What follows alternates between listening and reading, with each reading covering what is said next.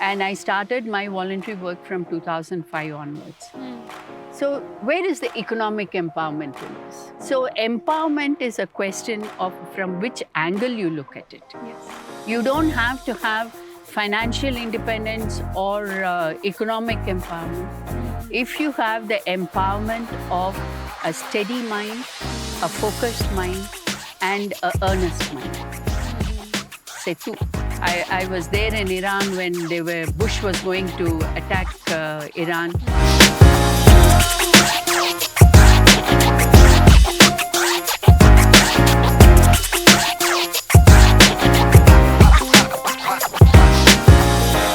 Today we have Dr. Shobha ma'am, who is a director at Community Health and an anesthesiologist. Today, ma'am, we are here to discuss this fact that economic empowerment for women enough. Because when we talk about empowerment, there are like a lot of facets to it. So before we even delve into economic empowerment, I wanted to just ask you that what does empowerment mean to you? Okay. See, I will talk about myself. Sure, please. And I graduated as an MBBS. I went abroad to UK to do my post-graduation. My mother fixed a wedding with my husband. I came back. I did not work for 5 years because I went around with him wherever he was posted, and I didn't know the language, Hindi. And wherever I went, I picked up little jobs. I even taught in a primary school for a princely sum of 250 rupees in 1980. But then I also had fantastic jobs because of my qualifications. And so much so, I never let an opportunity pass. Whether it is a state-of-the-art hospital or a small little camp in a school converted into a hospital, all of it, I took it head-on because it was work. And I was a very qualified anesthesiologist from UK, but I would sit in a small little clinic and see scabies and runny noses and things like that. Nothing was below what you have studied. This qualified me to be a unique resource person that the NGOs were very happy to grab me after a while. And I worked in state-of-the-art hospitals in Bangalore as well. Now, in all of this, in 2005, I decided I will do only voluntary work. And you know, voluntary work means no money. Yeah. And I discussed it with my husband, and he said, I can provide you a roof over your head, 3 meals a day, and a fairly decent lifestyle. And if you're okay with it, please go ahead and do what you want. I said, that's all I need, and I'm happy with it. And I started my voluntary work from 2005 onwards. So where is the economic empowerment in this? But I worked in places where even my husband as a soldier hasn't been. He said, my wife is more a soldier than I am. And I have worked in conflict conditions, like I was in the American war in Iraq twice. I was there in Iran when Bush was going to attack Iran. And then I was in Haiti during the massive earthquake.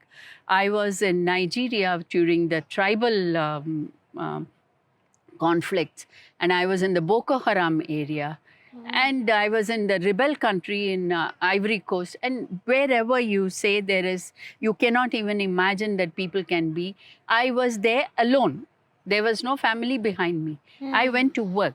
And there was no money, okay, except the food and the lodging they gave us. So there is no economic empowerment. But did it stop me from being empowered? In fact, I feel my classmates, they are a little envious of me because they feel I'm more empowered than them. So empowerment is a question of from which angle you look at it. Yes. You don't have to have financial independence or economic empowerment. If you have the empowerment of a steady mind, a focused mind, and a earnest mind, c'est tout. But ma'am, I had two questions from your answer. The first one is that, of course, as the English saying goes, whatever happens, happens for the good. So at that, after you got married, when you came back from UK, you said that you were traveling, you didn't work, you were doing things like those things that you were, of course, well trained for, but you were doing things in the state hospitals and stuff like that. During that point in time, was it difficult to sort of give up your own practice or specialization in your field?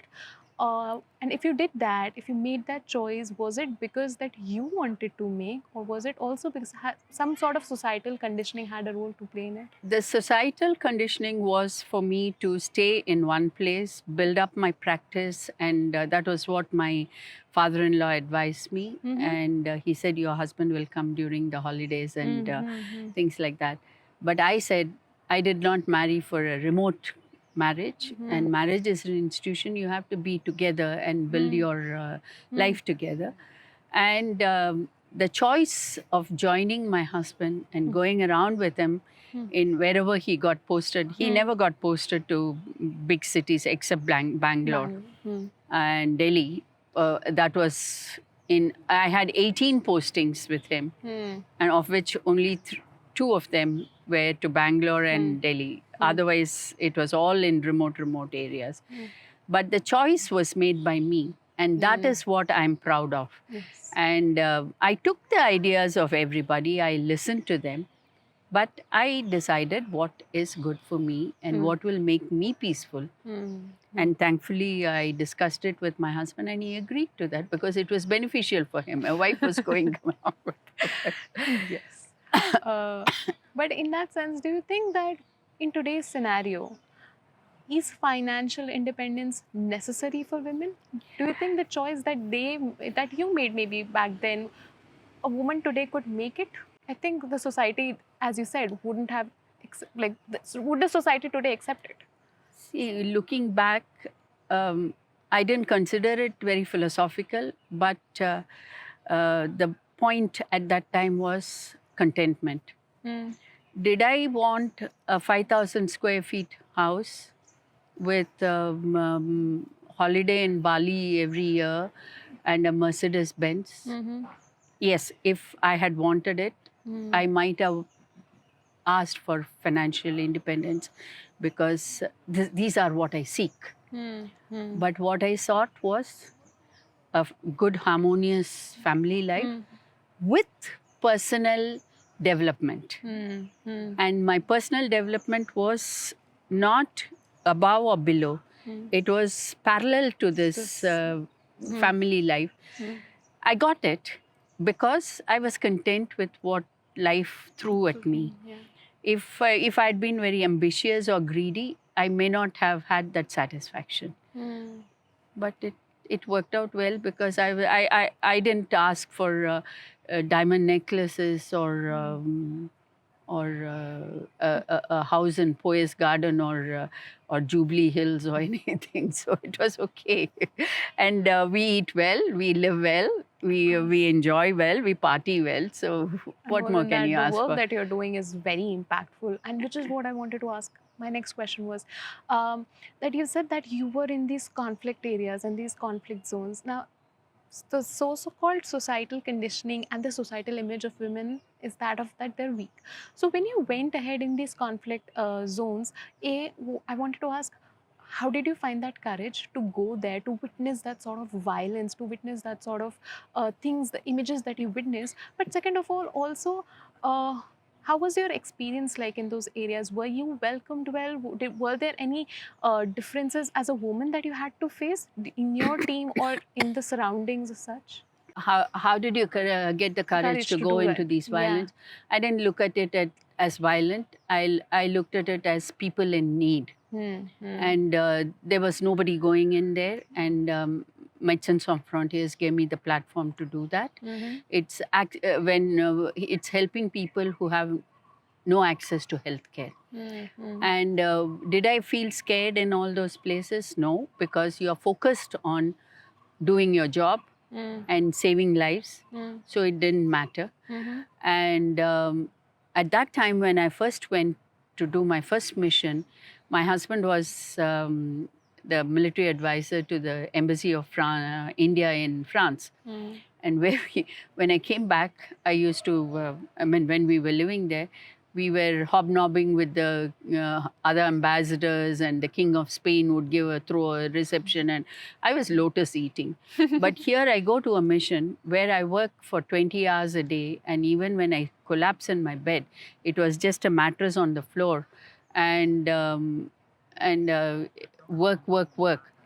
But sometimes it used to pass through my mind, do I have to do this? And then when I came back to Paris, and when the debriefing was happened, they asked a last question, Shobha, when do you want to go back? Anytime you want me to go.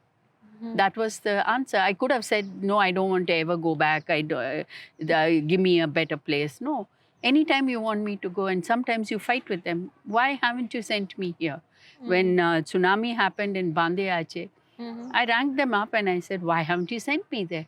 They said, listen, everybody has been washed off. There's no work over there. So we're not sending you. There's no work for your caliber over there, kind of thing. So it is. And the rest of the questions I forgot, actually. So the second part of my question was that when you were there as a woman, did you face any challenges? In fact, people over there, the other question you asked is, how did they welcome you? Yeah. They were very happy to have us there, because we were that straw to a drowning man.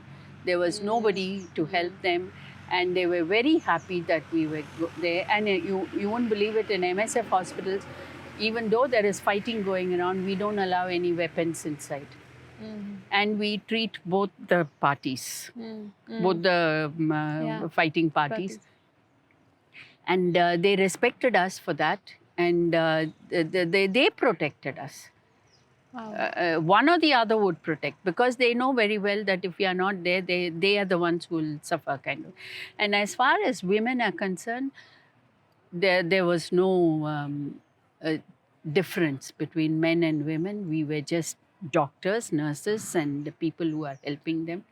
And I never felt any different with them, actually. Truly, your story is so inspiring, and it's so powerful, right? To hear about it, that we were just doctors. We weren't men or women. We were just doctors, and we were doing that work. That is so inspiring, and your entire life course has been so inspiring. So thank you so much You're for welcome. coming here and talking to us.